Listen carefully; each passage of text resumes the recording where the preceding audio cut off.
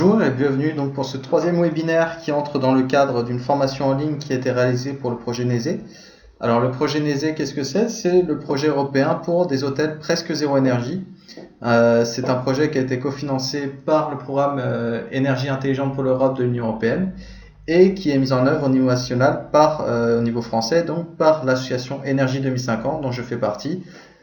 Qui travaille sur toutes ces thématiques de changement climatique, de transition énergétique et de développement durable. Donc, dans le cadre de la mise en œuvre de ce projet, donc, on a mis en place cette formation en ligne. Je tiens à rappeler que donc, les supports de formation seront également disponibles pour votre convenance. Et ce module, donc ce webinaire est le troisième de cette formation.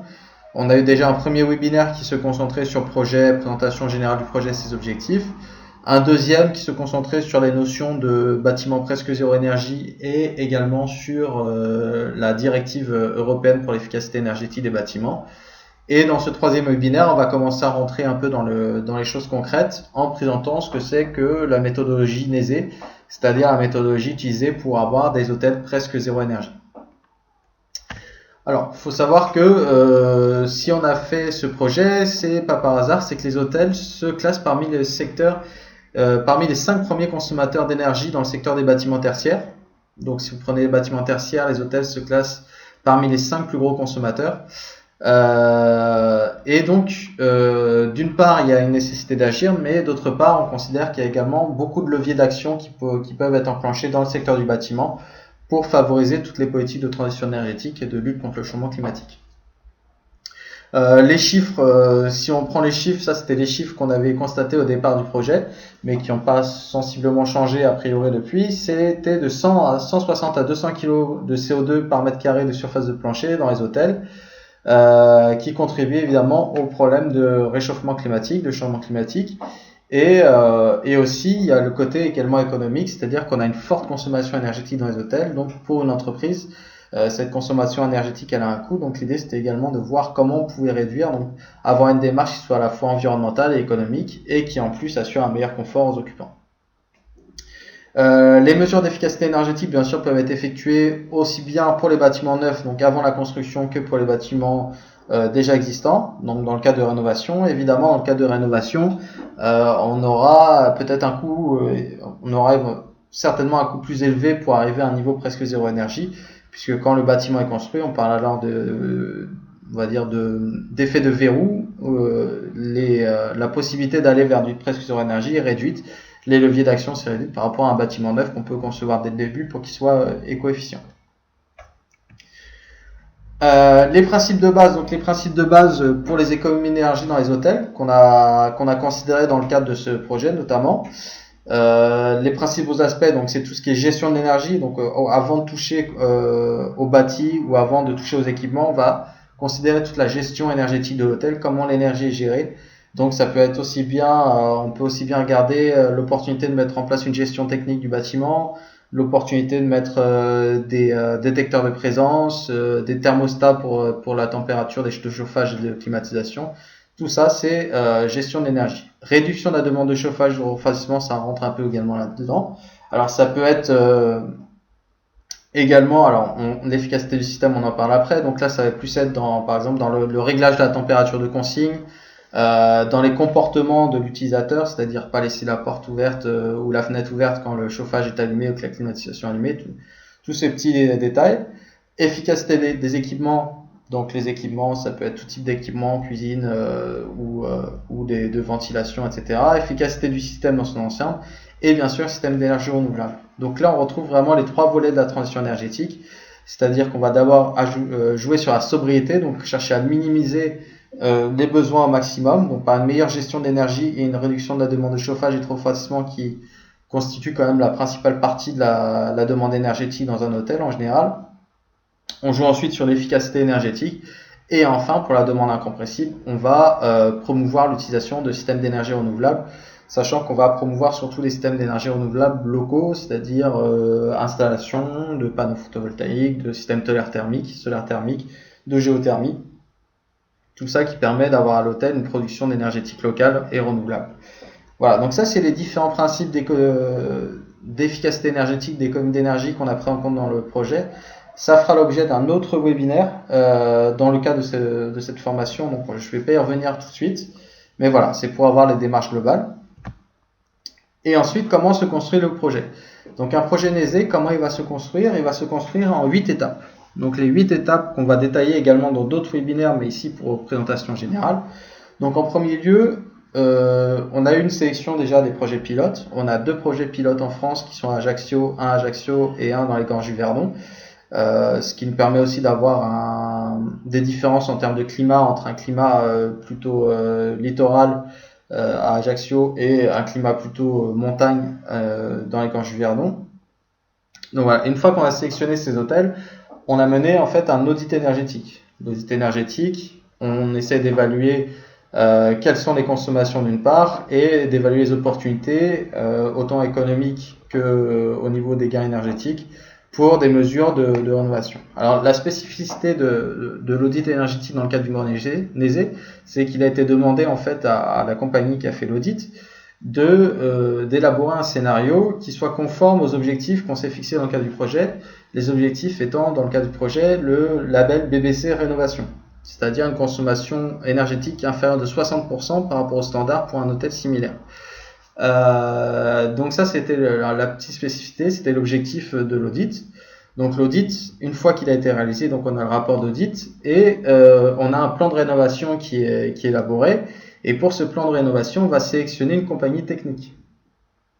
Sélectionner de la compagnie technique, c'est la compagnie qui va réaliser les travaux, qui va s'occuper du projet. Ensuite, une étude de faisabilité, on reviendra dessus tout à l'heure, qui amène au plan de rénovation justement. La soumission, c'est pour tout ce qui est affaire de contrat, de choses comme ça avec la compagnie qui va s'occuper de la rénovation et pour d'autres types de démarches dans lesquelles il faut un contrat. La question du financement, très important, qui a été une des pièces centrales de ce projet, c'est comment on a vu évidemment qu'une des principales barrières au développement des bâtiments presque zéro énergie, que ce soit dans le secteur tertiaire, mais également dans le secteur de l'habitat, c'est la question du financement. Comment on finance des travaux dont on sait a priori qu'ils seront rentables sur plus ou moins long terme ou moyen terme, mais qui demandent un investissement initial assez important, particulièrement dans le cadre de rénovation. Comment on les finance? Donc ça fait partie des thématiques qui ont été particulièrement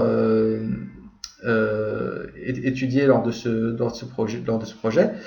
Ensuite, c'est rapport aux autorités nationales et finalement opération et maintenance, sachant qu'une rénovation par elle-même ne peut être efficace que si derrière c'est suivi par tout un travail opérationnel de maintenance et également de sensibilisation des utilisateurs. Donc, c'est sur ça qu'on reviendra un petit peu aujourd'hui dans ce webinaire.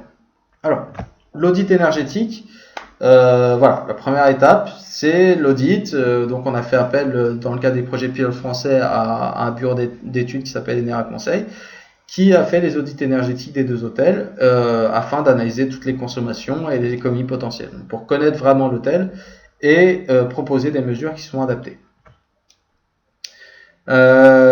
Sélection des compagnies techniques, donc c'est la seconde étape, identification des compagnies techniques disponibles pour réaliser les analyses techniques et économiques. Donc c'est pas encore dans le cadre des travaux, mais on réalise des analyses techniques et économiques sur les différentes solutions qui ont été proposées.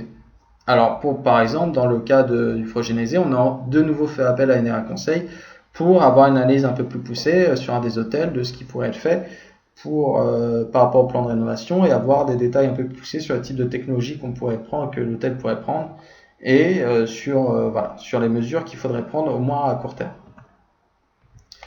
Ensuite, l'étude de faisabilité, donc ça a été réalisé par nos soins pour les 2 hôtels. C'est la préparation d'une étude technique et de faisabilité pour le projet NESE en fonction des principales conclusions. Alors vous voyez, il y a des petites fautes, mais désolé, c'est le correcteur anglais qui joue des siennes, mais en fonction des principales conclusions de l'audit énergétique, du dialogue qui est instauré avec les hôteliers. Les hôteliers restent maîtres, bien sûr, de leur feuille de route pour l'avenir, c'est eux qui décident, mais voilà, on a l'audit et on a discuté avec les hôtels pour savoir quel type de mesures ils pouvaient prendre par rapport au coût, par rapport au financement, par rapport à leur objectif aussi, par rapport à leurs contraintes d'entreprise. Donc voilà, l'idée c'était de voir comment, avec ce scénario de rénovation bâtiment basse consommation, on pouvait l'intégrer dans les contraintes de l'hôtel et quel type de démarche ils voulaient entamée, que ce soit à court, à moyen ou à long terme. Une fois que cette étude a été réalisée, il a pu être réalisé un plan de rénovation. Le plan de rénovation qui décrit évidemment les mesures, le programme, les responsabilités de chacun, les contracteurs, etc. Donc ce plan de rénovation, c'est un plan qui va guider en fait tout le processus de rénovation de l'hôtel, parce que c'est des processus également qui peuvent s'inscrire dans le long terme, ça peut être un processus qui peut s'inscrire sur une dizaine d'années. L'hôtel a du coup une sorte de ligne directrice du plan de rénovation qu'il veut mener pour aller vers ce niveau presque zéro énergie, niveau BBC qu'on a choisi en France. Dans les autres pays, c'est d'autres critères qui ont été choisis. Mais voilà, le but c'est d'arriver à la fin de ce plan de rénovation à un niveau qu'on considère être un niveau bâtiment presque zéro énergie. Processus de soumission, c'est la phase dans laquelle la compagnie technique fera une offre ou proposition en réponse à la demande de l'hôtelier. Donc l'hôtel présente son plan de rénovation et fait une demande à la compagnie technique, et la compagnie technique présente les spécificités nécessaires, un document avec les spécificités nécessaires pour la rénovation de l'hôtel. Le financement, comme je vous dis, c'est une étape clé du projet Nézé.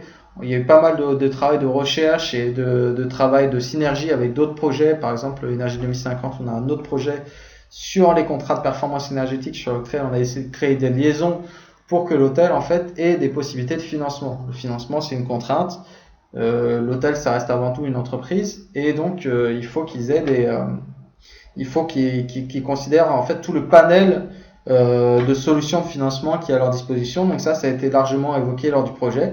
Ça fera l'objet également d'un webinaire, mais il existe pas mal d'opportunités que les hôtels peuvent saisir justement pour les aider à financer ce type de travaux, et si vous voulez diminuer un peu cette contrainte financière, même si on sait, et dans les audits c'était bien indiqué, c'est qu'à terme cet investissement sera rentable. Le problème, c'est que ça a souvent des échéances, notamment parce qu'il y a du travail d'isolation, du travail sur le bâti.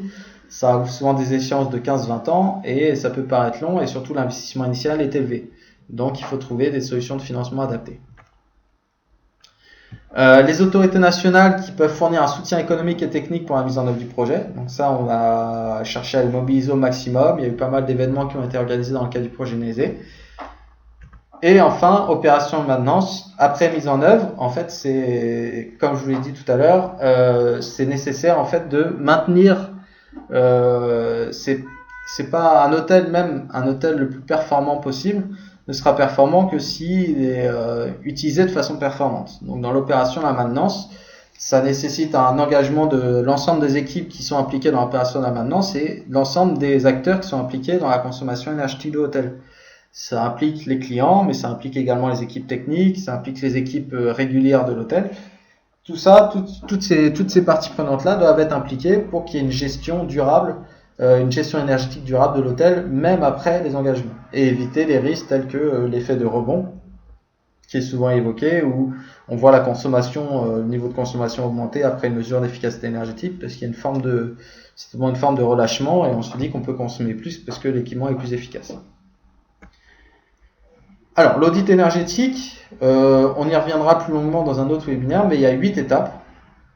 Voilà, une première étape de collecte d'informations, d'analyse de l'apport d'énergie, d'analyse des processus de production, analyse des technologies et services, performance de la gestion de l'énergie, mesure et collecte de données, analyse et développement des mesures d'économie d'énergie et rapport de l'audit énergétique.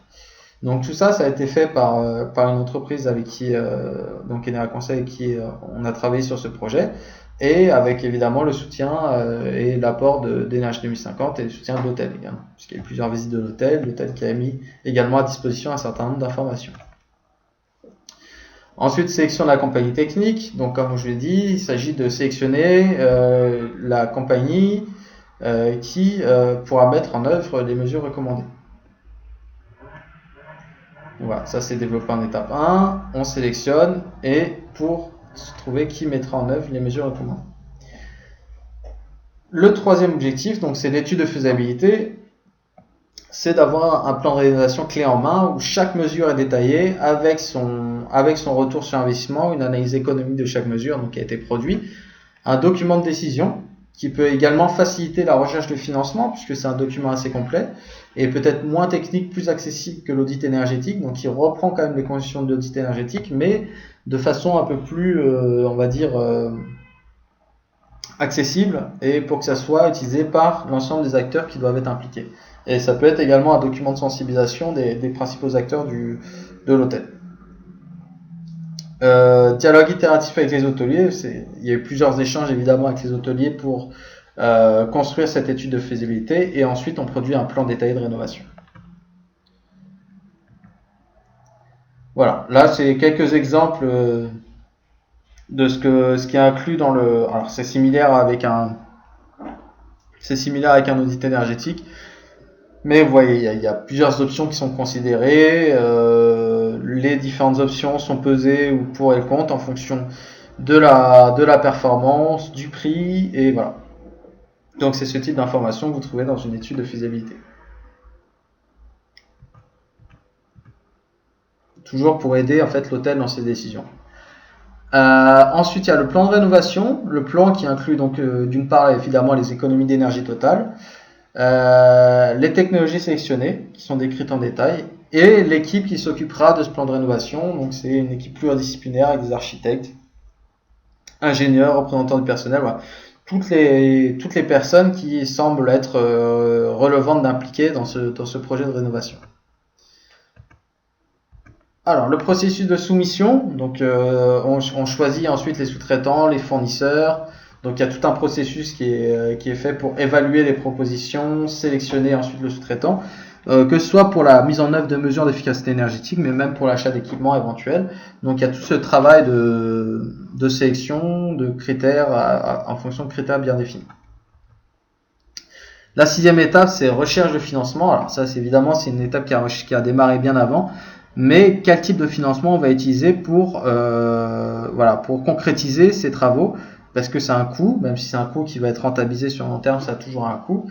Donc quel type de financement on peut utiliser? Encore une fois, on va accorder un webinaire entièrement sur ce sujet, mais on peut utiliser des ressources propres, donc ça c'est le plus simple, et les ressources du système bancaire, c'est-à-dire qu'on va faire un emprunt. On peut utiliser les instruments européens nationaux, les contrats, les certificats d'efficacité énergétique, etc.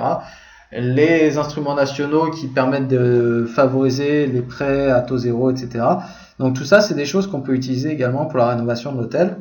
Et les services énergétiques, c'est-à-dire le modèle de contrat de performance énergétique, ou si vous voulez, pour faire simple, c'est l'entreprise qui réalise les travaux, qui garantit les résultats, et qui peut même financer les travaux et se rembourser en fait sur les économies d'énergie. Donc ça, c'est le principe de base d'un CPE, et on a étudié dans le cadre de ce projet comment il pouvait s'appliquer au secteur hôtelier. Voilà, le contrat de performance énergétique, je vous laisse voir, c'est un accord contractuel donc entre le bénéficiaire et le fournisseur, et ça vise surtout à faciliter l'investissement dans l'efficacité énergétique et à rassurer également l'hôtel sur le fait qu'il y aura effectivement des économies d'énergie, et donc pendant un certain temps ces économies d'énergie bénéficieront tout ou partie à l'entreprise qui a fait les travaux et qui doit se rembourser par rapport aux travaux, mais sur le long terme ça finira par bénéficier à l'hôtel qui n'aura pas eu besoin dans le cadre d'un financement par l'entreprise qui réalise les travaux, n'aura pas eu besoin de sortir ce financement initial qui constitue souvent une barrière à la réalisation des travaux. Voilà, je reviens pas sur ce côté contrat de performance énergétique parce que ça fait l'objet d'un autre module. Et donc on a évidemment là on a l'étape 7 également qui était la mobilisation des autorités nationales, et on a l'étape 8, tout ce qui est implantation et maintenance, opération et maintenance. Pour ça il est nécessaire en fait d'appliquer l'ensemble des acteurs.